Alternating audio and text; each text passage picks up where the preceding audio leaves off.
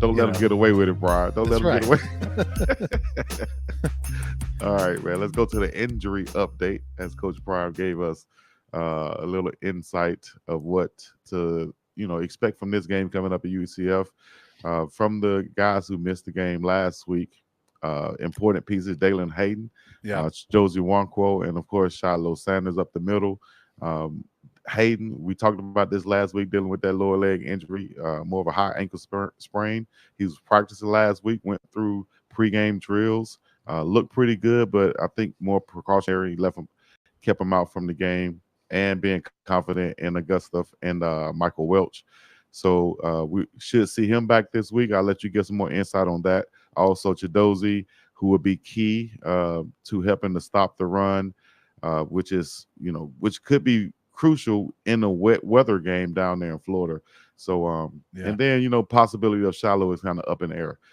What did you take from what you heard? Yeah. So first off, pregame, I was actually back of standing behind the north end zone in pregame, chatting with the pastor, E. Dewey Smith, catching up with him. So, hello, pastor. Always great to talk to him. But we were sitting there talking, and the running backs were going through the ladder drill on the field, right in front of us. And I don't know what they call it, but where they're running their feet through the ladder. Just a ladder drill. Yeah, and Dallin Hayden was doing that, and he was looking good doing it. And I was watching. I was like, wow, he actually looks healthy and ready to go. But I think, to your point, I think there was enough confidence in Augustive and Welch after that previous game to say, you know what, let's go forward with those guys, because Dallin wasn't even in uniform when the game started.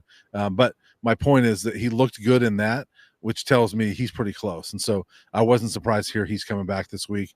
I also happened to, that same pregame, Chidozie walked by me, and I said, "Oh, it looks like you're out again tonight." And he goes, "Yeah, but I'll be back next week." So, I'm not surprised to hear he'd be back this week too. They need both of those guys. And Shiloh, Coach Prime said, I'm not going to rule him out, but he goes, I'd probably like him to be out one more week and be ready after the bye week. Let's not forget they have a bye next week. And so you can give Shiloh 2 more weeks of rest. And I think the way Carter Stoutmeier's playing, that's preferable, because there's not that big drop-off as we've talked about before. And so I think you have that luxury because of the way Carter's playing. You can keep Shiloh out. And so I would not expect to see Shiloh this week, but Dallin Hayden and Chidozie, they need them.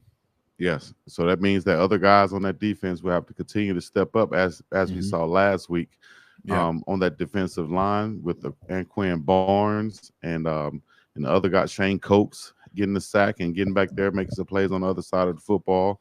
His first sack as a Buff.